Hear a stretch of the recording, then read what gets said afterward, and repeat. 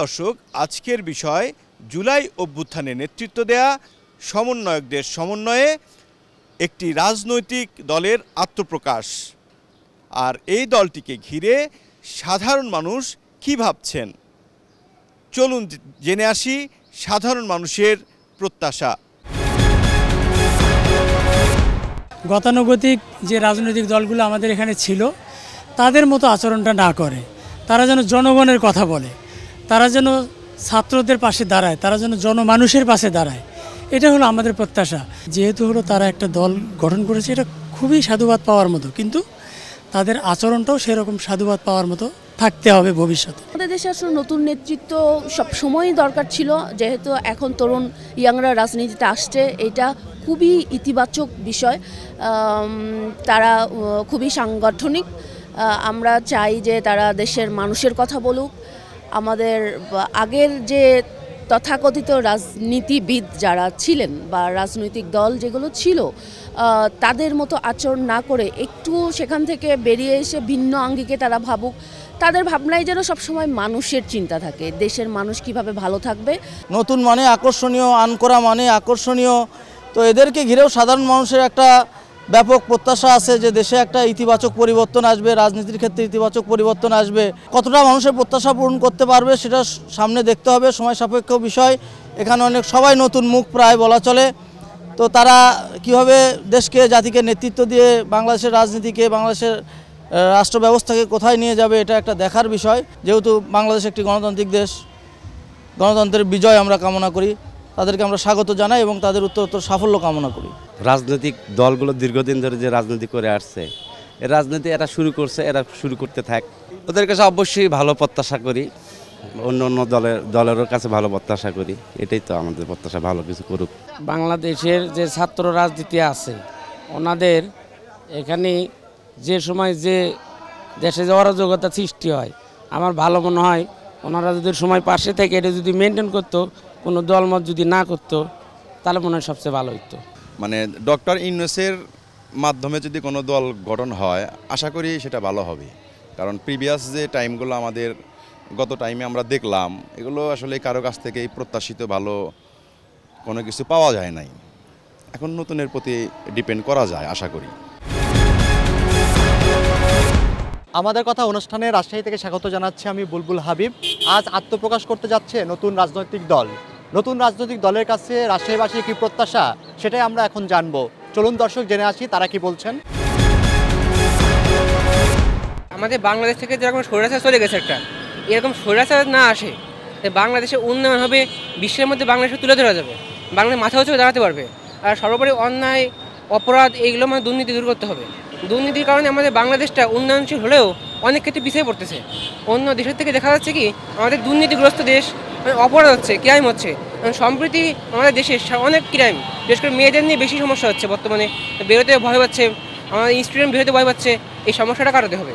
আর আমাদের সরকারের কাছে একটাই আশাতে জনগণের পাশে দাঁড়াতে হবে, কীভাবে দ্রব্যমূল্যের দাম কমানো যায়, নিরাপত্তা দিয়ে দিতে হবে, আর প্রশাসনটা শক্ত করতে হবে।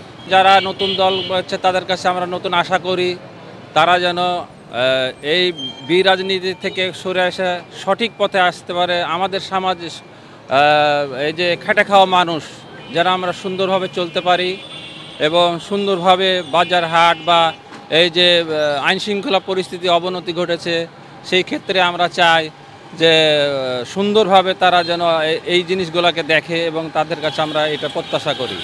যেহেতু তারা সবাই শিক্ষিত ছেলে, আমরা তাদের কাছে এটাই আশা করি আর কি। যে বিষয়ের উপর ভিত্তি করে এই দলটির জন্মগ্রহণ হলো বা হচ্ছে, সেটা হচ্ছে যে প্রথমত হচ্ছে যে বাংলাদেশের গণতন্ত্রকে একেবারে সুপ্রতিষ্ঠিত করা, তাদের কাছে এটা বড় প্রত্যাশা।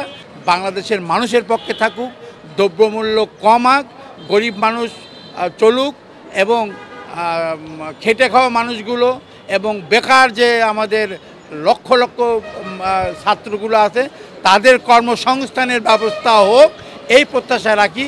যাতে দেশটা একটা সুন্দরভাবে পরিচালিত হয়, হ্যাঁ, দেশে যাতে কোনো রকমের শান্তি শৃঙ্খলা ফিরে আসে, কোনো রকম বিশৃঙ্খলা না হয়, এটাই আমাদের প্রত্যাশা। বিগত সরকারের কার্যকলাপ থেকে যেন বিলুপ্ত থাকে, নতুনভাবে যেন জনগণ তাদের কাছে যেন সুযোগ সুবিধা পায়, মানে কোনো হানাহানি গণ্ডগোল দেশে যে শান্তি শৃঙ্খলা বজায় রাখতে পারে, এটাই আমার প্রত্যাশা। নতুন রাজনৈতিক দলের কাছে মানুষের প্রত্যাশা। আমাদের কথা অনুষ্ঠানে খুলনা থেকে সঙ্গে আছি আমি মোহাম্মদ অসীম। জানবো এ বিষয়ে সাধারণ মানুষের ভাবনা কি বলছে তারা। আমরা চাই যে দেশের জন্য কাজ করুক, মানুষের জন্য কাজ করুক।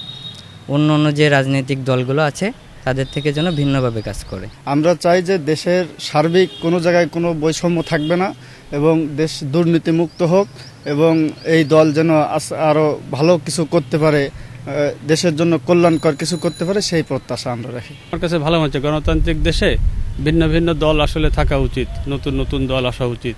কারণ আমরা পুরনো যে রাজনৈতিক দলগুলো আছে এদের কাছে আসলে জিম্মি, দুইটা দল আগে ছিল, এখন এর বাইরে তো নাই, নতুন আসলে আসা উচিত। সেইভাবে নতুন দল হিসেবে আমরা আসলে স্বাগত জানাই। আমার স্বৈরাচারের দরকার নেই, আমার হচ্ছে দেশ চালাবে, আমাকে জনগণ ভালো থাকবে এরকম লোক লাগবে।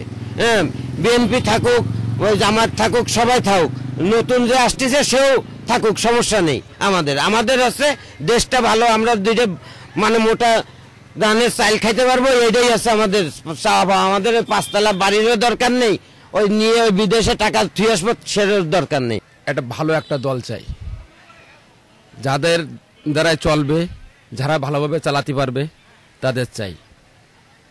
যেন কোনো চাঁদাবাজ অথবা কোনো মানে মানুষেও হয়রানির জন্য করবে সেরকম কোনো দল আমরা চাইনি। প্রিয় দর্শক, এই ছিল আমাদের কথার আজকের আয়োজন। আমি রবিউল ইসলাম রবি ছিলাম আপনাদের সঙ্গে। আবার দেখা হবে নতুন কোনো বিষয় নিয়ে, নতুন কোনো পর্বে। সে পর্যন্ত সবাই ভালো থাকুন, সুস্থ থাকুন আর সঙ্গে থাকুন এটিএন নিউজের।